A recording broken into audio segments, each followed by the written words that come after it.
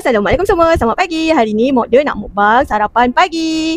Ni yang Mokda beli tadi. Ada epok-epok kentang, epok-epok keledek, epok-epok mihun, ada donat, donat kampung, ada risol dan juga dadar gulung.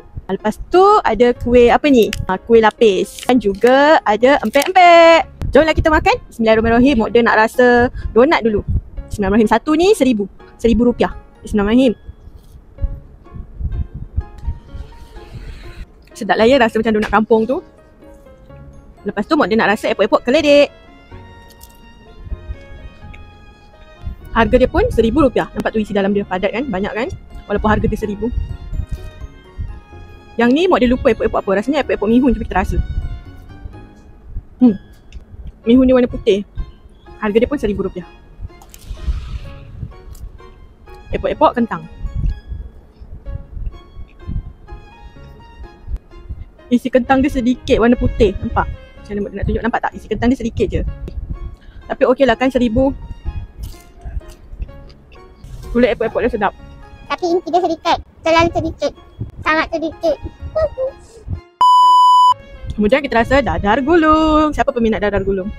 Bismillahirrahmanirrahim.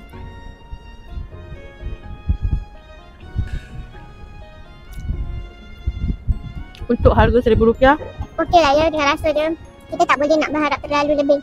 Sebab harga pun RM1,000. sangat murah. Untuk rasa RM1,000, okey, sedap. Risol. Risol dia masih crunchy. Risol dia masih crunchy.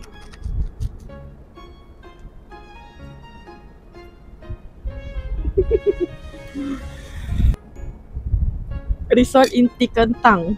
Harga pun RM1,000. Tapi inti dia sikit je. Okey lah kan, RM1,000. Bismillahirrahmanirrahim. Kuih lapis. Cuba kita rasa. Tergedi-gedi.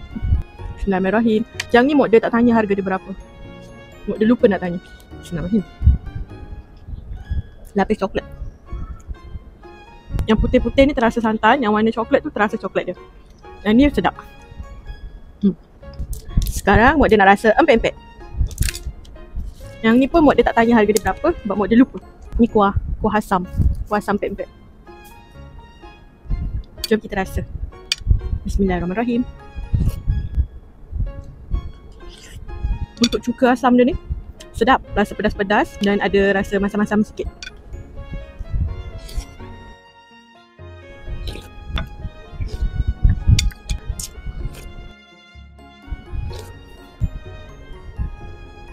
Alhamdulillah, syukur nikmat atas rezeki yang diberikan hari ini. Untuk keseluruhan rasa sarapan yang Mokda beli pagi ni, yang paling Mokda suka kuih lapis. Kuih lapis tu sedap. Rasa lapisan coklat dia tu betul-betul rasa coklat. Yang putih dia tu betul-betul rasa santan dan dia memang rasa berlemak. Lepas tu dia kedit-kedit dia tu kan lembut, memang sedap. Yang kedua, empek-empek. Empek-empek ni kuah dia memang sedap. Rasa manis, pedas, masam memang cukup. Nombor 3, jatuh kepada kuih dadar gulung. Okeylah, kita jumpa di video akan datang. Assalamualaikum semua. Bye-bye. Jangan lupa sarapan.